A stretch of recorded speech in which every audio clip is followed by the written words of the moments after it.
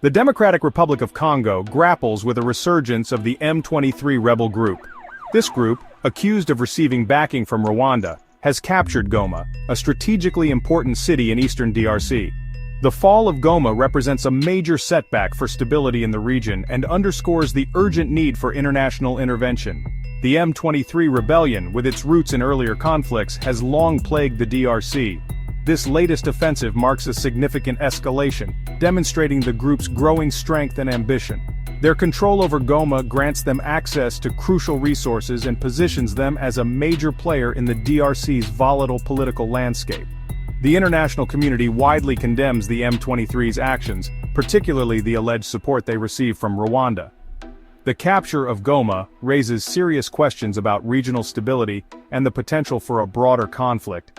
The DRC desperately needs a peaceful resolution to this crisis. The M23 rebellion's resurgence has unleashed a wave of violence and suffering across eastern DRC. Reports indicate that approximately 3,000 people have lost their lives, and a further 2,900 have been injured. Civilians have borne the brunt of the brutality, with countless innocent men, women, and children caught in the crossfire. The United Nations and humanitarian organizations paint a grim picture of targeted attacks, extrajudicial killings, and widespread sexual violence. The conflict has triggered a mass exodus of people fleeing their homes in search of safety. The United Nations estimates that over 700,000 individuals have been internally displaced since the start of the year. Overcrowded refugee camps, struggling to cope with the influx, have become breeding grounds for disease and despair. Providing humanitarian aid to those displaced by the fighting is paramount. Addressing the root causes of the conflict, including the alleged external support for the M23, is crucial to achieving lasting peace. The world cannot stand idly by as this tragedy unfolds. The international community has responded to the escalating crisis in the DRC with widespread condemnation of the M23's actions. The United Nations Security Council convened an emergency session to address the situation. During the session, member states strongly denounced the violence and called for an immediate ceasefire.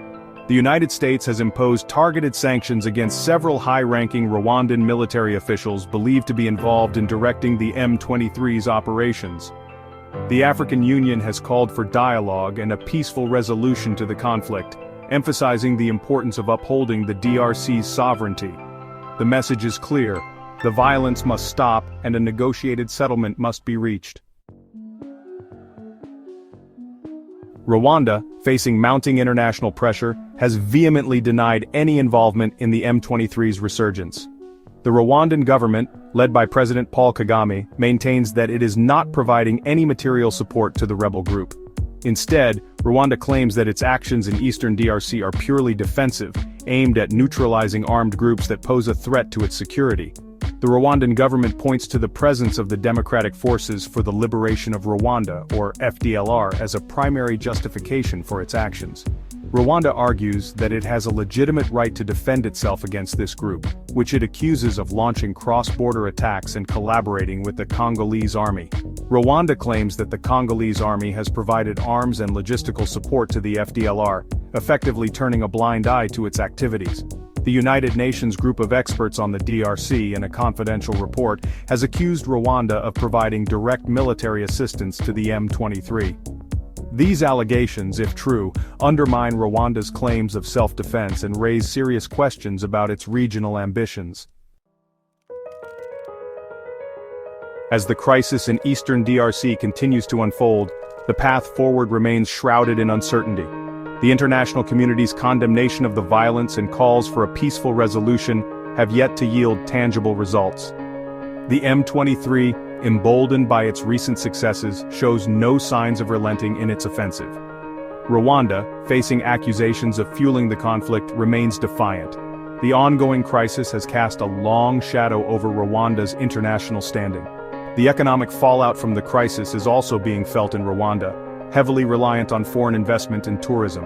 The highly anticipated 2025 UCI Road Cycling World Championships, scheduled to be held in Kigali, are now in jeopardy. The road ahead is fraught with challenges, and the choices Rwanda makes in the coming weeks and months will have far-reaching consequences.